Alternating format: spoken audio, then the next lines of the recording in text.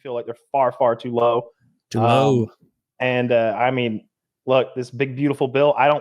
It sounds to me like a bad deal for most people. However, there are two things in there that you might like. One, they removed the $200 cost on tax stamps for SBRs and suppressors. So short that's barrel nice. rifles. If you're not a gun person, and then the other one, they're like, maybe my numbers are wrong, but I think they're upping ICE's budget by tenfold.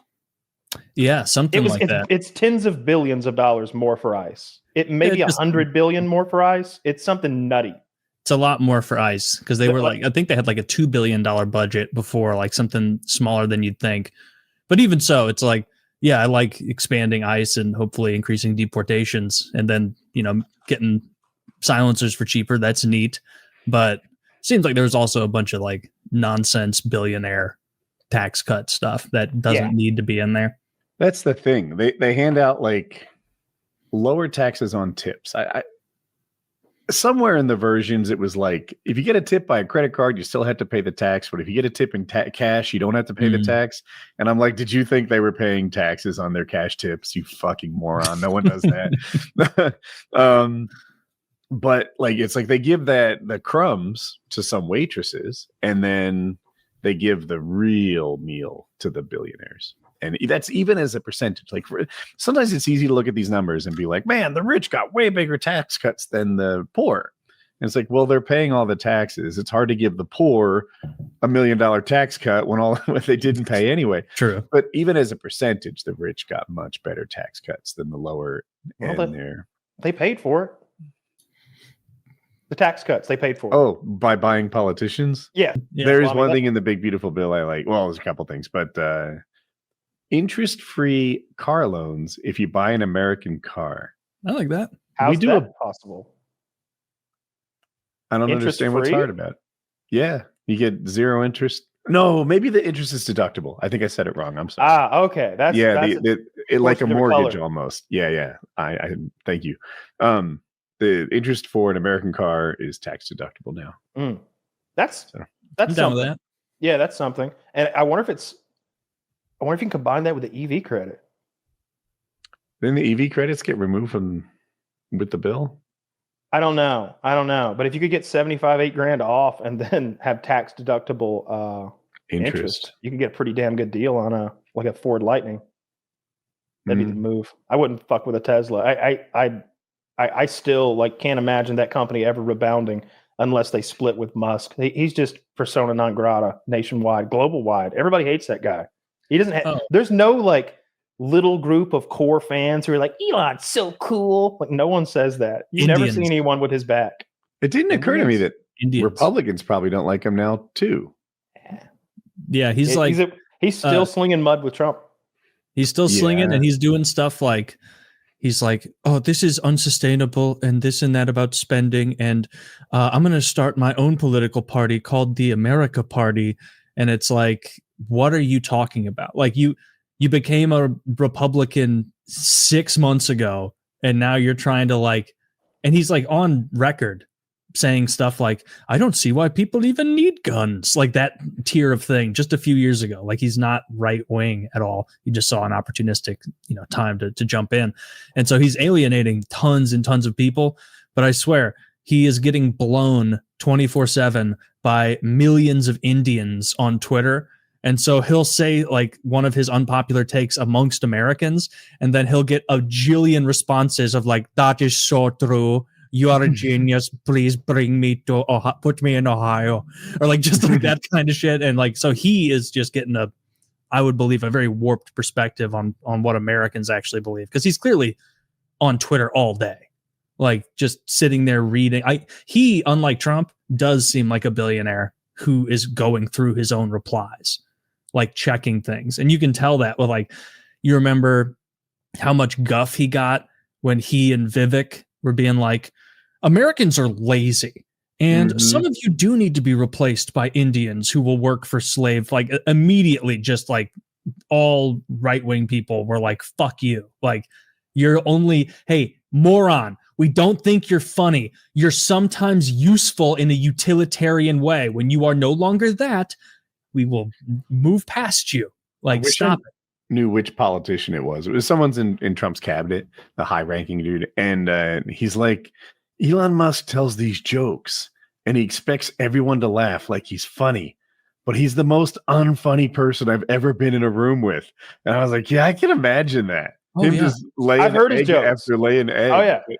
Like you've seen, like, do you remember when he was with Trump on the, kind of the election run up on stage, and you could see Trump, who, like, Trump knows optics, like he knows that, and you could see Trump like trying to hide his annoyance at Elon acting like a retard, like jumping up and being like, I'm going to show my midriff and make an X with my body on the stage right now. And it's like Trump sitting there, like, kind of like looking down, like, oh my God, this guy is so fucking obnoxious sometimes. He's like fucking Turd Ferguson from Jeopardy. I got a big hat.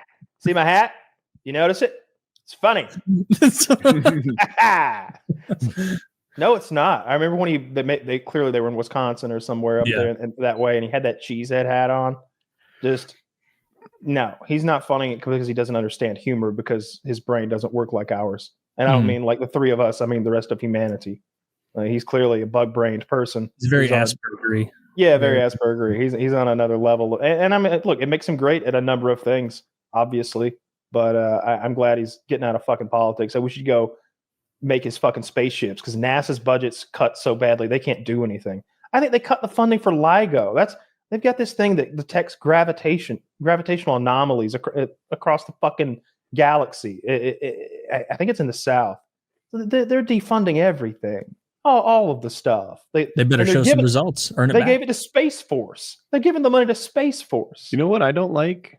They're selling all that. Well, not all. Who knows how much will get sold? But the BLM land, I love BLM land. Mm-hmm. Oh, they went back. I think they removed that from the bill.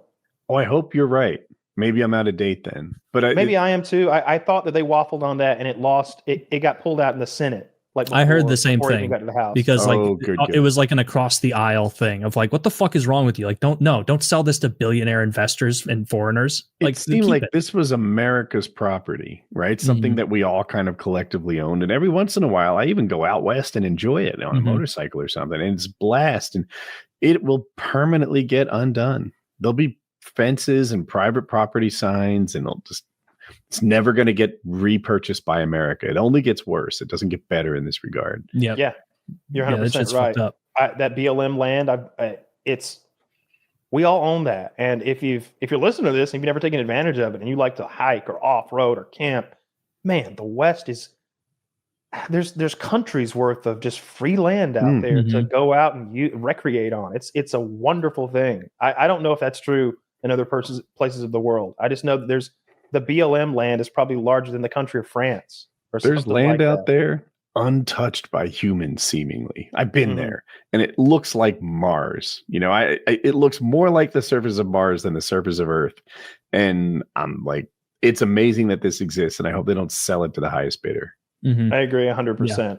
Yeah. It's short-term gains. The economy's not doing great, but it's not doing bad either. I wish they would refill the strategic oil reserve, but they'll never do that. It's because some president will have to eat that. It'll fuck up the gas prices. Like, when is that thing ever going to get filled? They should be doing it gradually. I thought they did it all the time. You say they're not.